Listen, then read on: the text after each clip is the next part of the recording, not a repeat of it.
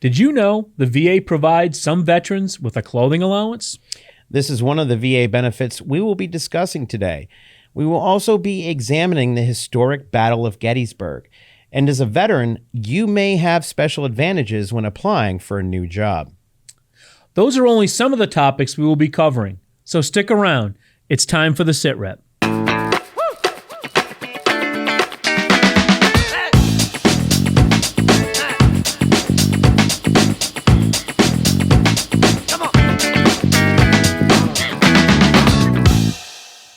Hello, everyone, and welcome to another episode of the SITREP. I am Marine Corps veteran Paul Corbett. And I am Army veteran Mike McNamara. Many veterans have issues with their clothes becoming ruined because of orthopedic equipment or skin medication they use to treat a service-connected disability. That's exactly right. Lots of veterans are unaware that VA provides certain veterans with an annual clothing allowance. In fact, I have the documentation right here in my hand, and the form that you want to look for is VA Form 10-8678. And I quote from here that a veteran who wears or uses a prescribed prosthetic, orthopedic appliance, and or skin medication for a service-connected disability may be eligible for this annual clothing allowance. Key thing that you want to take away, though, is that you want to apply by August 1st. So if you're going to try and do this, go ahead and schedule an appointment with your primary care physician for this month so you can get the documentation in as soon as possible. That is a great benefit for veterans, and frankly, one that many veterans are totally unaware of. Another benefit that not all veterans are taking advantage of is veterans preference. That's correct. The federal government and most states offer a form of hiring preference for eligible veterans. Here's a short segment from an interview between Mike and Scott Eddy, a VA human resources specialist, to explain. What are the top three things that a veteran should really think about and really do when applying for, what are those three most important things, in your opinion, that a veteran should really do when applying for a federal job? So if I were a veteran looking for a job right now today, the first thing I would do is build my USA Jobs profile. And the reason I say that's number one is that's where everything starts for applying for a federal job. And that's where it's important to have the right documents, make sure they're legible. You want to make sure you have a DD-214 in there that somebody can read. It should be the member 4 copy of a DD-214. It should be legible. Because if somebody can't read it, they may not refer you over. And that's the first thing, right? Because that's the first step is getting your foot looked at. Let's get you looked at first. And that's the qualification piece. So getting your DD-214, getting those other relevant documents like your disability letter, your SF-15. That's number one. Number two is the resume. The resume, and number two is the most important of all of them in reality. The resume is the most important thing. If you can take time to clearly articulate what you've done in your resume, make sure it has the proper dates. I often recommend to people, USA Jobs has a format for a resume. I don't necessarily say that people should use it, but what people should do is look at that format.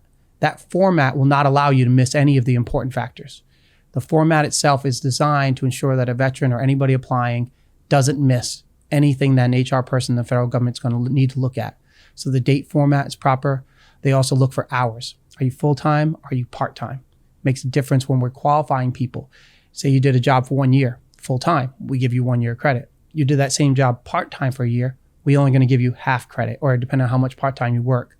The USA Jobs resume format won't let you miss those things. They'll make you put in the number of hours, whether it's full-time, part-time, whether you worked 40 hours, 20 hours, it makes you put those in. But again, we consider every resume the same. So it's not necessarily that you have to use that format, but that format won't let you miss the important factors, where if you do it on your own, in your own format, you might miss them. So I would always recommend to people to look at the format, review that when you're updating your resume, and then just update the resume. If you're applying for a job, don't use the same resume every time. Change your resume based on the requirements in the duties, in the job description. If the job description, you're an former infantry officer, but the job's for a housekeeping aide, change it. Talk about how you've cleaned things. If the job is for, you're a former infantry officer, but the job is for supervising somebody, talk about all the opportunities you've had to manage people, how many people you've managed, what the diversity of the group was that you managed, what the management tasks were that you encompassed. Changing your resume based on the job you're applying for is insanely important. And then the last one I would say is build the search engines.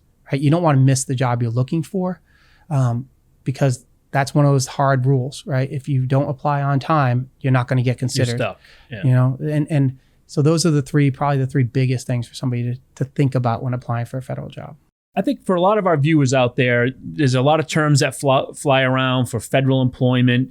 But for veterans, they also hear veterans preference. What exactly is that? What does veterans preference talk about and entail? So as a veteran, when you're applying for federal jobs, there are different things that entitle you to the right to apply for a federal job. So depending on when you were a veteran, when you served, how long you served, if you're a disabled veteran or not, you qualify for different points within the veteran preference realm. Some veterans will not apply for any points at all. Some will apply for what they call 5-point preference, which is somebody who was not disabled, served during certain timeframes. If you're a disabled veteran, you get a 10-point preference. And what that means is as you apply for jobs, the federal laws are such that people with a higher point preference get preference over other applicants. So depending on how the job was announced, a 10-point preference person would get preference over everybody. He would get preference over 5-point preference, non-preference eligible, and civilians. So that would mean when the referral list comes down, the people who are going to be able to get looked at for that job, 10-pointers have to be looked at first before anybody else can even be considered.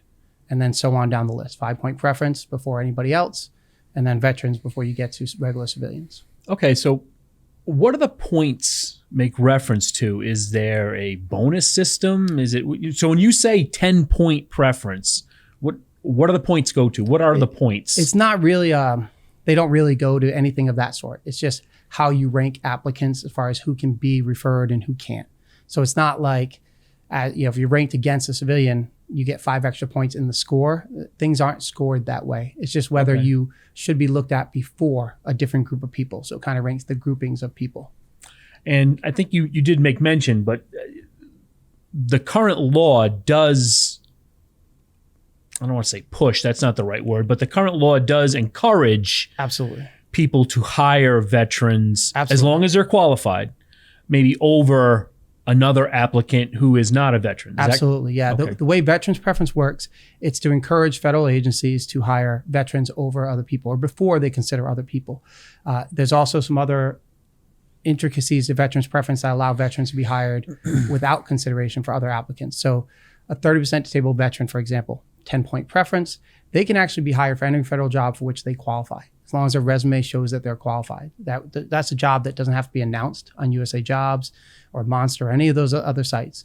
If you're a 30% disabled veteran and you qualify for a job, you can be hired outright without any competition at all, and so on down the line. So I mean, there's some rules like that for 5 points as well. So if I'm a 50% disabled veteran and I'm applying for a job to be a plumber at a VA hospital, and I'm a plumber, I have all the certificates, I'm a plumber. Yep. Then when my resume hits HR, then technically they could call me and say, if you want the job, you're hired because you're 50% disabled, you are a plumber, you're Absolutely. A certified plumber, and we're going to hire you. Absolutely. Okay. And even if it wasn't advertised, if you were a 30% disabled veteran and you want to work somewhere like the Providence VA Medical Center, you could send your resume to the Providence VA Medical Center and they can consider you for any job you might qualify for based on your disability. And then if you were to apply for a job as a disabled veteran, a 10-point preference, you would get preference over any other applicant. So before they could even look at a 5-point preference or a regular civilian, they would have to consider your resume by law. Okay. But I think the key point, the takeaway of this is, though, you have to be qualified. Absolutely. So I couldn't decide, even though I'm a disabled veteran, I couldn't say, I want to be a doctor here Correct. at the VA hospital. Yeah, you still have to meet the minimum qualifications for any position which you want to be hired for. And those qualifications are laid out by OPM and can be found on OPM under the qualification standards for every job in the federal government. And many times they're in a job announcement itself. Absolutely. Correct. Okay. Yeah, if you're applying through a job announcement, there'll be a section titled qualifications. You need to meet those qualifications to even be considered. Okay. I think that's an important piece to take Absolutely. away from this, so that, I am a disabled veteran. I want the director's job. Yeah. Obviously you have to have qualifications. Absolutely. So that's interesting about veterans preference, but is it similar to the GI Bill? And what I mean by that is, can you transfer it? Can veterans preference be used by a spouse or other family member? Yeah, so in very specific situations, veterans preference can be sent to your spouse. So if you're a 100% disabled veteran and it's been clearly articulated in your disability letter that you cannot work, then you can transfer it to your spouse, but it needs to meet those two criteria. So your spouse then could claim, I guess, veterans preference. Absolutely. But that letter would have to be included, I'm assuming, Yes. with your application packet. Absolutely. The spouse, he or she would need to include that documentation in their application to show that the actual veteran themselves is disabled and cannot work.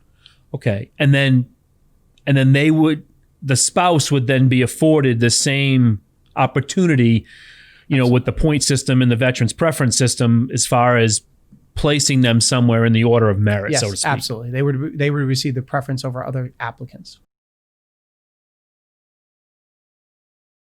So, Mike, from your conversation with Scott, what was the main takeaway, the point that you thought that all veterans should definitely take notice of? Yeah, there was a lot of good information, obviously, but I think the most important point to come away with is the resume. A federal government jobs resume is so different than the typical resume one would use in the civilian sector. As we talked about in the clip, a lot of times they're looking for a one-pager. That's not the case. You want to take as many pages as you need to explain exactly what you've accomplished job by job, during your career. To me, that was by far the biggest thing. Everything he said seemed to stem from your resume. Making it through the HR process, getting to the hiring authority, qualifying for the job you're applying for. It all stems and comes from your resume. So by far, the biggest thing to do is concentrate on that resume, get on USA Jobs, use the resume builder on USA Jobs to help you develop a federal resume. And it's just the most critical thing you can do. Yeah, I mean, I've watched the interview, the whole entire thing, and one of the things that stood out to me was that, more often than not, people aren't really specific in what it is that they're trying to get across in their resume. And they're expecting, a lot of people don't realize that the first person to look at the resume is not the person that's actually doing the hiring. They're just making sure that the person who applied certifies, and then they move it on to the next person. Right. And that person who sees your resume first most probably has no clue about the job you're applying for. They're an HR specialist that basically is reviewing documentation for correctness.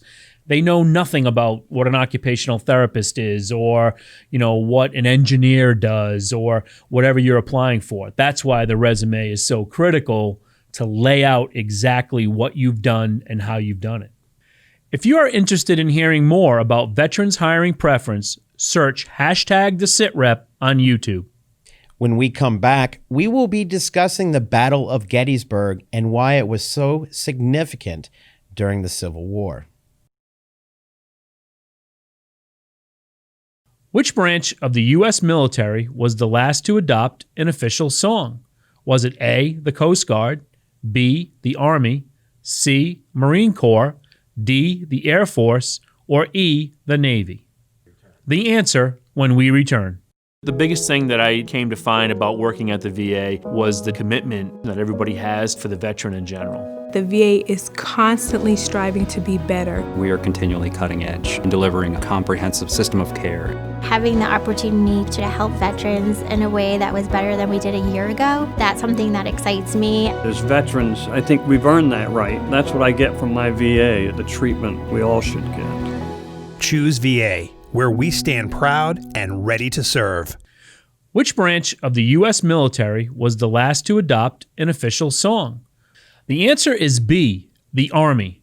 The Army Goes Rolling Along became the official song of the United States Army on November 11th, 1956. The song was adopted from the U.S. Field Artillery March after the Army conducted unsuccessful public contests to find an official song in 1948 and 1952. This month marks the 157th anniversary of the Battle of Gettysburg, the largest battle ever to take place in the Western Hemisphere, which I didn't know until Mike told me. Confederate and Union forces fought the largest battle of the Civil War at Gettysburg, Pennsylvania, from July 1st to the 3rd, 1863. The battle involved the largest number of casualties of the entire war and is considered the Civil War's turning point. Union General George Meade's Army of the Potomac defeated attacks by Confederate General Robert E. Lee's Army of Northern Virginia, halting Lee's invasion of the North. After his successes at Chancellorsville in Virginia in May 1863, Lee led the Confederate Army through the Shenandoah Valley to begin his second invasion of the North. With his army in high spirits, Lee intended to shift the focus of the summer campaign from war-ravaged Northern Virginia by capturing Harrisburg, Philadelphia, or even Washington, D.C. It was also hoped that the success in the East would force the Union to lift their siege of Vicksburg, Mississippi, the last Southern stronghold on the Mississippi River. The North's response to the invasion was slow, but prodded by President Abraham Lincoln, General Joseph Hooker moved the Union Army in pursuit, but was soon relieved of command just 3 days before the battle and replaced by General Meade. Elements of the two armies collided at Gettysburg on July 1st as Lee urgently tried to concentrate his forces at that crossroads town. Low ridges to the northwest of town were defended initially by Union cavalry, but were soon reinforced by Union infantry. However, two simultaneous Confederate attacks from the west and north collapsed the Union lines, sending the defenders retreating through the streets of Gettysburg to the hills south of town. Confederate leaders failed to follow up their success, and the Union forces were allowed to consolidate their positions. On the second day of the battle, the majority of both armies had arrived at Gettysburg. The Union line was laid out in a defensive formation resembling a fishhook, anchored in the north on Culp's Hill and in the south on Big Round Top. In the late afternoon of July 2nd, General Lee launched an assault on the Union left flank, attempting to break the Union line. For more than 2 hours, fierce fighting raged across the Union line at Little Round Top, the Wheat Field, Devil's Den, the Peach Orchard, and South Cemetery Ridge. On the Union right, Confederate demonstrations escalated into full-scale assaults on Culp's Hill and Cemetery Hill. All across the battlefield, despite heavy losses, the Union troops held their lines. By the evening of July 2nd, both sides were exhausted, but prepared to continue the fight the next day. On the third day of battle, fighting resumed on Culp's Hill, and cavalry battles raged to the east and south. However, the main attack came against the Union center along Cemetery Ridge. Following a 2-hour artillery bombardment, more than 12,000 Confederate infantry assaulted the Union line in what became known as Pickett's Charge. Though dramatic, the charge was repulsed by concentrated Union rifle and artillery fire, devastating the attacking Confederate force. On July 5th, General Lee led his battered army on a retreat back to Virginia. Never again would the Confederate Army invade the North, and Lee's army would constantly be on the defense for the remainder of the Civil War.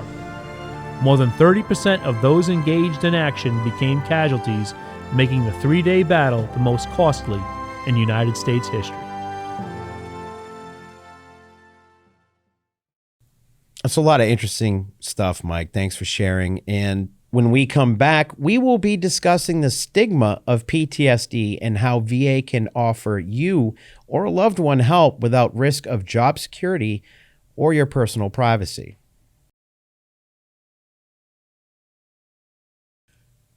Which war inspired the national anthem, the Star-Spangled Banner? A. American Revolution. B. Civil War. C. War of 1812. D. Mexican-American War. The answer when we come back. Working at the VA is so meaningful to me because you get to see how helping a veteran affects not only their lives, but the lives of their families. Time and time again, I'll have a veteran come up and say, hey, I met you here last year at this event. And tell me that the VA has saved their lives, and it was all because they enrolled in the VA healthcare system. Eligible veterans can get everything that they need from the VA. Getting them introduced to the programs and services that are available is a very rewarding experience. Choose VA, where we stand proud and ready to serve. Which war inspired the national anthem, the Star-Spangled Banner? The answer is C, the War of 1812. The lyrics of the national anthem come from a poem, The Defense of Fort McHenry, written on September 14, 1814, by Francis Scott Key after witnessing the bombardment of Fort McHenry by the British Royal Navy during the Battle of Baltimore in the War of 1812. Key was inspired by the U.S. flag flying triumphantly above the fort during the U.S. victory. It became the official anthem of the United States in 1931. Recently was National Post-Traumatic Stress Disorder Awareness Month. Mike spoke with Dr. Karen Francione about the ways VA works to reduce the stigma associated with PTSD and help those suffering receive proper treatment. Take a look. I think it's important for veterans to understand there are different forms of treatment, and so talk about making people relive traumatic events, or what else may be happening. Right. So I think there's like two pieces to that, and one is sort of the reliving or sort of re-experiencing. And so, I will definitely talk with veterans about, kind of sharing if they feel comfortable. Like, it is very veteran sort of driven, and so I'm going to follow their lead. And if they might say to me, I can't go there, like I can't talk about that right now, and I'm going to respect that boundary. And there might be times when I also say, oops, I think we got to like pump the brakes a little bit, and that all of our providers are very skilled in being able to help someone kind of be in the moment and slow down if they're feeling kind of really distressed. And even some of our trauma treatments you don't have to go through, you don't have to do a trauma account for all of them. But I think that's definitely would be a barrier. If I thought, boy, you're going to make me relive every aspect of my trauma, I might not want to come into care either. So when you think about our treatments, we kind of break them down, or how I kind of broke them down in my head is that, we have individual, we have group. Many programs have intensive outpatient programs, and we have residential programs. And for someone to keep in mind is that your VA might not have all of those. Like, for instance, we don't have a residential program, but we're super fortunate to have great relationships with folks at Northampton who have, a PTSD program that's quite fantastic. And so when we think about treatments for PTSD, we can look at them as we have trauma-focused, evidence-based treatments, and evidence-based means these treatments have been well researched, and they've shown to result in a reduction in symptoms and improved overall functioning. And so the names that people maybe have heard of are things like cognitive processing therapy, or CPT, PE, or prolonged exposure, and EMDR, which is movement desensitization, and it's a mouthful, and reprocessing therapy. And so those are very trauma focused. So in all of them, the plan is kind of processing trauma and sort of talking about it in sort of their own sort of unique ways. And if interested, we can talk a little bit more about that. And usually they're one-on-one. So provider and veteran sitting together. They're anywhere from 60 to 90 minutes. And we really look at trauma treatment as being dosed. So it would be maybe anywhere from maybe 10 to maybe 20 sessions that you would have that would be very focused on trauma.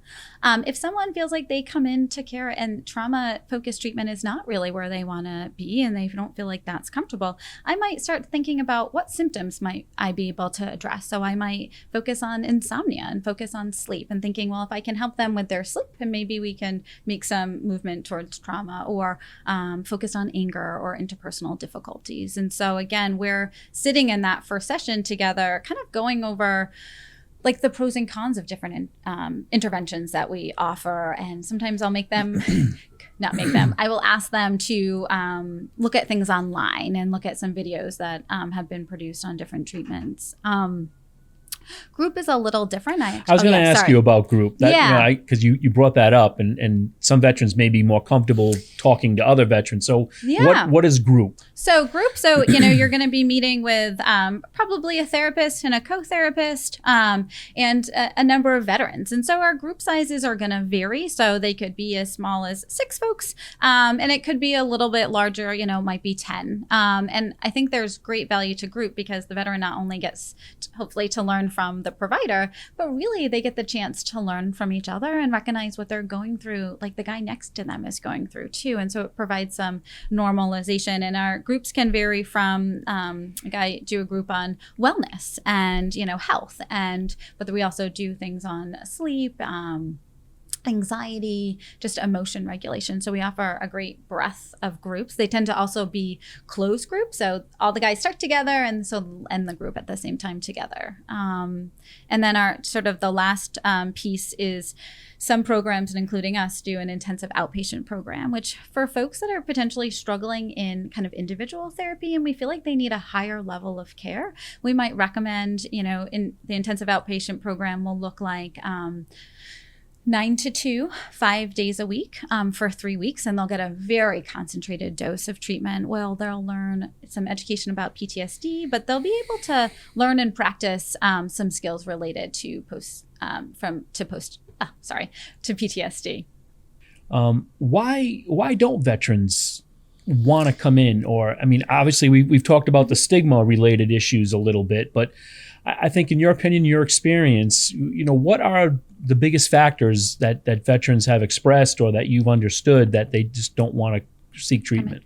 Well, I think if we think about our veterans have been trained to sort of overcome challenges and, overcome pain. And here's another example of I can just power through it. I think I've heard more than multiple times is this will just go away on its own. I take the uniform off, all will sort of be okay. Or, I'm worried about if I share this, how will it impact my career? If I share something, will they then, will I have to go to the hospital? And that's not sort of the case. I think some folks are, don't really want to talk about it or feel like, how could I possibly understand what someone would be kind of going through? And I think, for all of us to recognize those feelings that folks might be bringing in the door. And so how do we as providers try to break through some of those?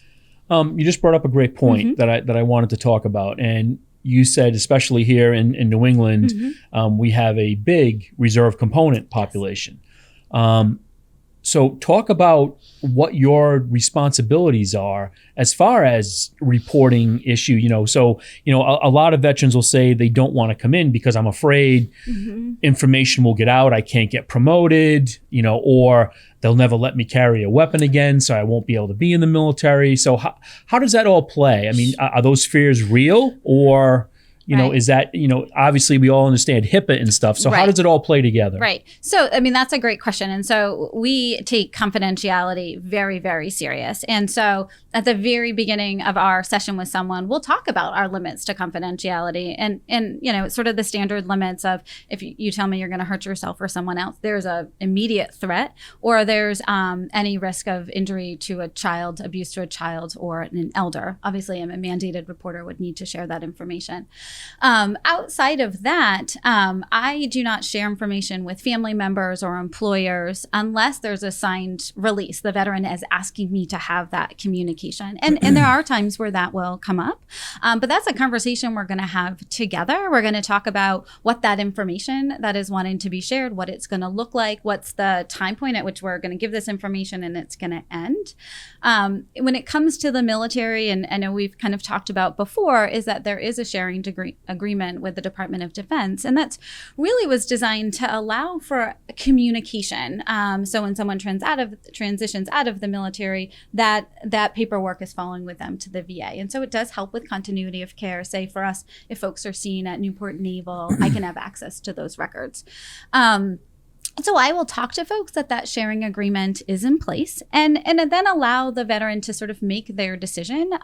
Sometimes, we are extremely fortunate where we are with the quality of care that our veterans get at our vet centers, both in Warwick and Fairhaven and Hyannis. And so sometimes if someone is concerned, I will sort of make a referral there because I want them to get the best treatment possible. Well, so I think what's important to make sure that our viewers understand is that if a veteran is not showing or an immediate threat to himself, herself, or their family or somebody, and they really don't want their information shared, then if I call up as their commanding officer and say, hey, I think my sergeant is getting seen at the VA, can you tell me what's going on? That's not going to happen. No. Right. Nope. Even if, I get calls when folks do background checks. And so from field investigators, and I'm still like calling the veteran first and we're having a conversation, I'm seeing the signed release that's being faxed over to me before those conversations occur. Another fear we hear from veterans a lot of times is that if I get treatment for PTSD, I mean, we talked about the HIPAA rules and that, but, they'll lose their Second Amendment rights, so to speak. Like I won't be able to have a firearm, or the police will come take my firearm. So, what's behind that, or what's the real truth behind that? Yeah. So what I'll often, I will ask about guns, and I know people will have mixed feelings, and I ask everyone about this question, and really what I'm ensuring is sort of the safety of your weapons. I would like to know kind of, where do you store them? Where do you keep them? And I'm not going into your house. I'm not the gun police. I'm not, going in that way. But if there was a reason, if I thought you were at risk of harming yourself, we're going to have that conversation about guns. But that's really when I feel like in the context of my discussions is where those things would come up. And, again, I'm not speaking to any authorities unless there's a reason that someone is sort of knocking on my door asking questions about your weapons. So, Mike, from your discussion with Dr. Francione, is that how you say her name, Francione? Yes, Francione. What was your major takeaway with regard to the stigmatization of PTSD? I think for me, there was two aspects that were important to understand. First is just the number of ways that a veteran or their family can get help. From individual counseling, group counseling, different types of medications and therapy sessions. I mean, it's not one-stop shopping. It's not one size fits all, so to speak, when it comes to fighting PTSD and what goes on with that. And then the other thing that was really interesting to me and very noteworthy was the whole confidentiality piece. That none of your information will ever be shared with anybody. Even family members, without your consent. And the only time that they can even discuss or think about sharing information is if you express or somehow display that you're a direct threat to yourself or somebody else. Then obviously by law they have to let somebody know that there may be an issue. Right. But otherwise, they're not sharing information, and information can't be shared. So, for folks that are serving in the Guard or Reserves or on active duty and getting counseling, your leadership can't call and say, what's the status of this individual? It's just not going to happen. So that was good to hear. And it was good to hear her explain all that. I mean, confidentiality is a big deal. I mean, it was for me myself, not so much that I'm a law enforcement officer, which is the case with a lot of my friends, and they're worried about potentially losing their job. I work at the VA. And so there's a lot of people that I don't want knowing that I'm even going to the VA to get help with, things that I might be dealing with. But, even more so for those individuals who are law enforcement officers that have been in Iraq or Afghanistan and been involved in some stuff, they don't want to lose their job. They don't want to have to worry about not being able to, carry a gun right. or wear the badge. And I asked that specific question, about the ability of carrying a gun, having a gun at the house, still basically exercising your Second Amendment rights. And if you remember, she said that, once again, it's, yes, they ask if you have a firearm or you have access to a firearm, but they really don't concern themselves with it unless, once again, you express something about hurting yourself or hurting somebody else. Then they're bound to let somebody know that there could be a potential issue. Yeah, Dr. Francione isn't going to be knocking on your door and taking your guns away. She doesn't have time to do any of that. I think in reference to your point, though, about people that are worried about, job security, not only obviously is all your treatment confidential, but another great point is you don't even have to step foot at the VA or run the risk, if you're afraid of it, of somebody seeing you go into the mental health clinic or whatever. With VA Video Connect or with telehealth, you can do those appointments, right from home. in the security and the privacy of your own home through a secure network that the VA has, and you and the provider are talking one-on-one, and nobody can see you at the appointment, or nobody's, why are you coming out of that building? And obviously there's none of that. So there's a lot of options out there, and veterans really need to get the help. There's really almost no barriers other than your own personal feelings, if you will, to getting the help you need. That's an interesting point. I hadn't even considered using, honestly, telemedicine or telehealth for mental health purposes, but that's a good idea. I mean, she told me off camera that obviously, and since the 1st of March or whatever, they've been doing all of their appointments through telehealth. So for the past number of months, they've been doing, hundreds of telehealth appointments to take care of counseling and dealing with patients. Now, if something comes up and a patient is really having difficulty and needs to come in, then obviously, the VA is open and they can come in and seek that treatment if they need it. But the great point is, literally you can sit on your couch in the privacy of your own home and do the counseling that you need to get the help you need.